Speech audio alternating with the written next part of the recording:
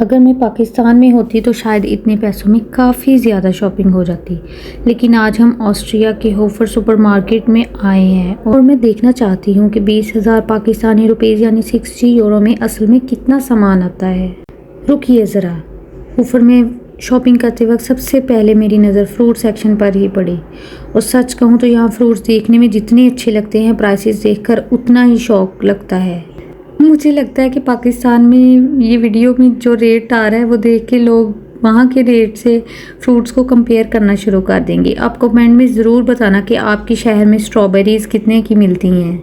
ये एप्पल्स भी काफ़ी फ्रेश लग रहे हैं और ये देखिए ऑरेंजेस, ये हमारी ट्रॉली में ज़रूर जाते हैं क्योंकि ज़ियान को बहुत पसंद हैं। और कुछ फ्रूट्स तो इधर ऐसे हैं कि जिनके मुझे नाम भी नहीं पता। ये देखिए, अगर किसी को इसका नाम पता है तो कमेंट में ज़रूर बताना। पाकिस्तान में हम आम, केला, सेब और किन्नू देखकर बड़े हुए हैं, लेकिन यहाँ हर हफ्ते कोई ना कोई नया फ्रूट आ जाता है। अब हम आ गए हैं हेल्दी स्नैक सेक्शन में। सच बताऊं, पहले मेरी ट्रॉली में ज़्यादातर चिप्स और स्वीट स्नैक्स ही होते थे, लेकिन अब मैं थोड़ी हेल्दी चॉइसेस करने की कोशिश कर रही हूँ। अब आ गए हैं सबसे डेंजरस सेक्शन में। यहाँ आकर बजट भी भूल जाता है और डाइट भी। ऐसा लगता है ट्रॉली में खुद ही आ जाते हैं। और यहाँ चॉकलेट्स की इतनी वैरायटीज़ हैं कि इंसान हेल्थी खाने का इरादा भी भूल जाए। सच बताऊँ, सुपरमार्केट में सबसे मुश्किल काम शॉपिंग नहीं, इन स्नैक्स को इग्नोर करना होता है। अभी तक मैं हेल्थी चॉइसेस कर रही थी, लेकिन यहाँ आकर मेरा सेल्फ कंट्रोल टेस्ट हो रहा है। ये चॉकलेट्स और बिस्किट्स बाहर से कितने मासूम लगते हैं, लेकिन असल में ये वेट लॉस के सबसे बड़े दुश्मन हैं।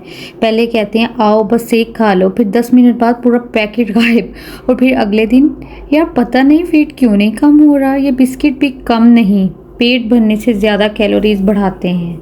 और ये चॉकलेट्स 5 सेकंड की खुशी, 5 दिन का गिल्ट। इन चीज़ों का टैलेंट देखो। जिम जाने की मेहनत 30 मिनट और इनको खाने में सिर्फ 30 सेकंड लगते हैं।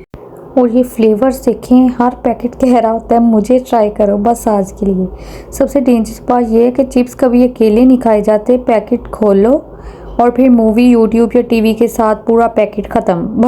अब हम बेकरी सेक्शन में आ गए हैं और यहाँ आकर मुझे हमेशा एक सवाल आता है, क्या ये सब हलाल है या नहीं।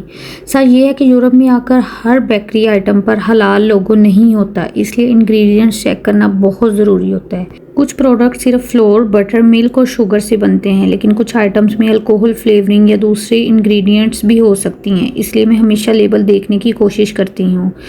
और ये देखिए शराब, यहाँ बियर, वाइन और दूसरी अल्कोहलिक ड्रिंक्स की बहुत ज़्यादा वैरायटी मिलती है। हमारे घर में अल्कोहल यूज़ नहीं होती, इसलिए हम इस सेक्शन को सिर्फ देखकर आगे निकल जाते हैं, लेकिन ऑस्ट्रिया के कल्चर में वाइन और बियर काफ़ी कॉमन है। पहली बार देखकर काफ़ी सरप्राइज हुआ था कि ग्रोसरी स्टोर में इतनी बड़ी अल्कोहल सेक्शन भी होती है।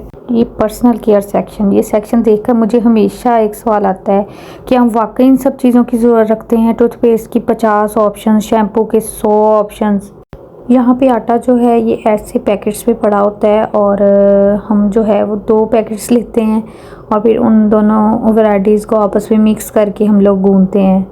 यहाँ योगर्ट, चीज़, पिज़्ज़ा, बटर और घर में रोज़ यूज़ होने वाली बहुत सी फ्रेश चीज़ें मिलती हैं। ऑस्ट्रिया में योगर्ट की इतनी वैरायटीज़ हैं कि पहली बार देखकर मैं कंफ्यूज हो गई थी। Strawberry yogurt, vanilla yogurt, blueberry yogurt. एक तरफ हेल्दी योगर्ट रखा होता है और दूसरी तरफ पिज़्ज़ा और आइसक्रीम, यानी सेहत और टेस्ट की जंग। पिज़्ज़े की काफ़ी वैरायटीज़ होती हैं और ये तकरीबन 5 से 10 मिनट में मैक्सिमम ओवन में तैयार हो जाता है। हमें ज़्यादा मेहनत भी नहीं करनी पड़ती। और नेक्स्ट आ गया मेरा और ज़ियान का फेवरेट सेक्शन, आइसक्रीम सेक्शन।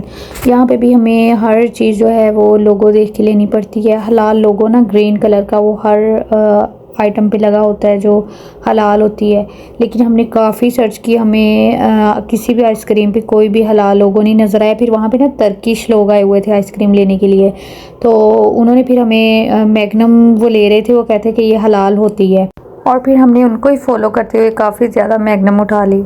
ये फ्रूट स्नैक्स हैं, बच्चे इन्हें बहुत शौक से खाते हैं क्योंकि इनका टेस्ट मीठा होता है और ये नॉर्मल कैंडी से थोड़ा फ्रूट बेस्ड ऑप्शन होता है।